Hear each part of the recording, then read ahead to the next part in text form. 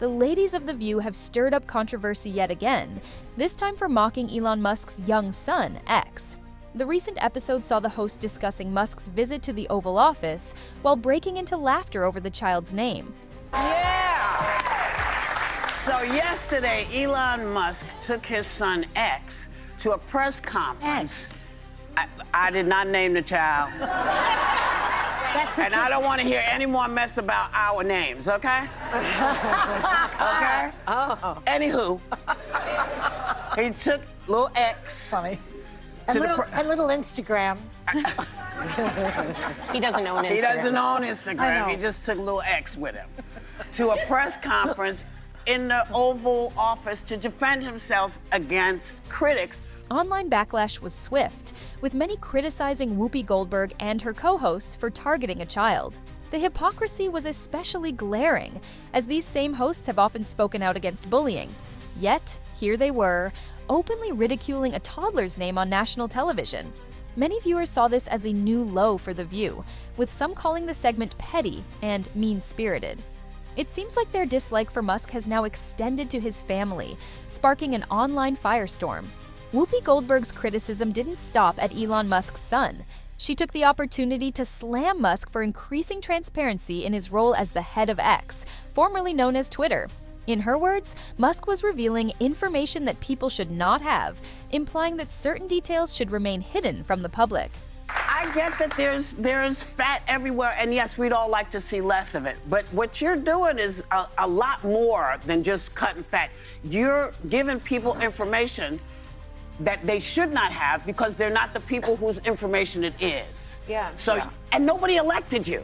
Yeah. That's the part. That's the part. That's the main part. This sparked an intense debate online. Critics pointed out the contradiction in Goldberg's stance. How can she advocate for truth and justice in some cases while simultaneously arguing for censorship? Musk's leadership at X has been focused on exposing hidden truths, and many supporters argue that transparency is crucial in a democracy. Whoopi's remarks only fueled more discussion about media bias and the selective outrage displayed by mainstream hosts. Social media erupted after Goldberg's comments, with many pointing out her blatant hypocrisy. Viewers were quick to highlight that The View has consistently championed anti-bullying campaigns and spoken out against targeting children. Yet, when it came to Musk's son, the same standards didn't seem to apply. Critics accused Goldberg and her co-hosts of participating in the very behavior they claim to condemn. Picking on a child is low, even for them, one Twitter user wrote. Others noted that Goldberg has previously been vocal about respecting people's names and identities, so why was it acceptable to mock Musk's son? The backlash reinforced a broader criticism of mainstream media personalities, that their moral stances often shift depending on who the target is. As the conversation on The View continued, Joy Behar attempted to fact-check Elon Musk regarding a claim he made about U.S. foreign aid spending.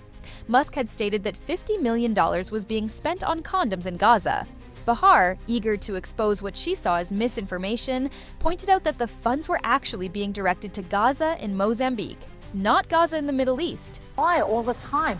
For 2 weeks, we heard this idea that they spent $50 million on condoms in Gaza. Right. It's not even Gaza in the Middle East. It's Gaza in Mozambique. They didn't even know that. And the number was wrong, too. And then he goes on, Elon Musk goes on and said, well, I made a mistake. Meanwhile, you perpetuated the lie for the past 2 weeks, just like they did about these Haitians eating cats and dogs. Lies, and more lies, and then it goes. However, instead of proving Musk wrong, Behar inadvertently highlighted her own lack of knowledge. The number Musk mentioned was also incorrect, but the core issue remained: there was a significant waste of taxpayer money. Her attempt to discredit Musk backfired, as she failed to realize that misallocated funds are still a problem regardless of the specific location. Elon Musk responded to the controversy by acknowledging that mistakes happen, but emphasized that the bigger issue is the wasteful spending itself. He stated that no one is perfect and that errors should be corrected quickly, but the focus should remain on reducing unnecessary government expenditures. Musk reiterated that spending millions on condoms in any location might not be the best use of American taxpayer dollars. Was $50 million of condoms was sent to Gaza. But after fact-check this, apparently Gaza in Mozambique, and the program was to protect them against HIV. So can you correct the statements? It wasn't sent to Hamas, actually. It was sent to Mozambique, which makes sense why condoms was sent there. Yeah. And how can we make sure that all the statements that you said were correct, so we can trust what you say? Well, first of all, some of the things that I say will be incorrect and should be corrected.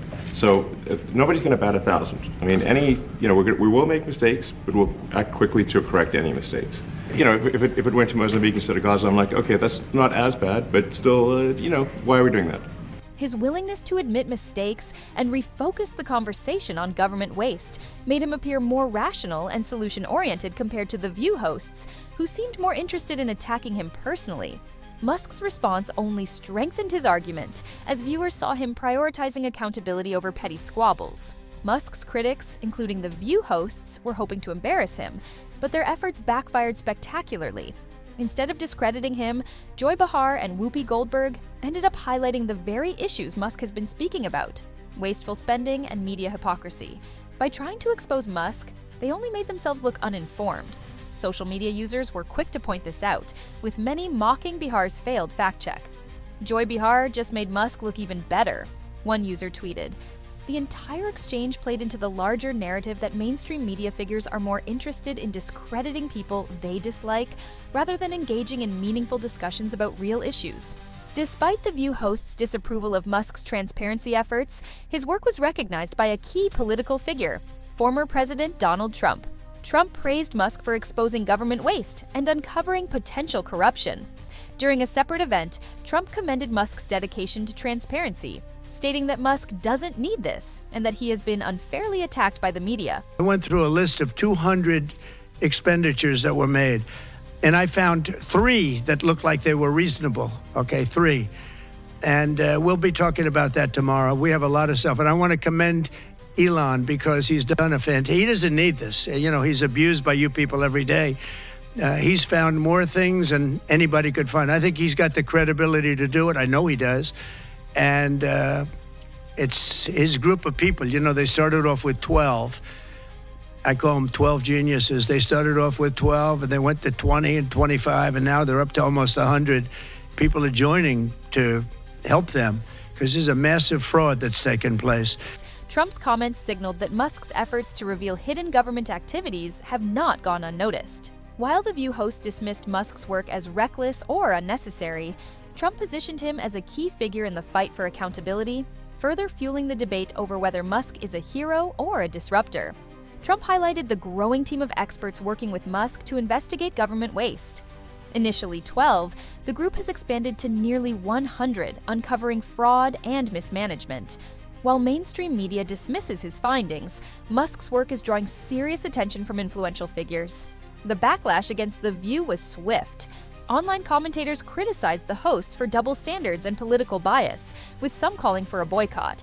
Whether this controversy will have lasting consequences remains to be seen, but targeting Musk and his child may have alienated even more viewers. This controversy raises broader questions about media responsibility. Should talk show hosts be held accountable for their remarks? Is it acceptable to ridicule a child due to their parents' controversy? As more people turn to alternative news sources, mainstream media may need to rethink its approach or risk further credibility loss. Share your thoughts in the comments and don't forget to like, share, and subscribe. See you in the next one.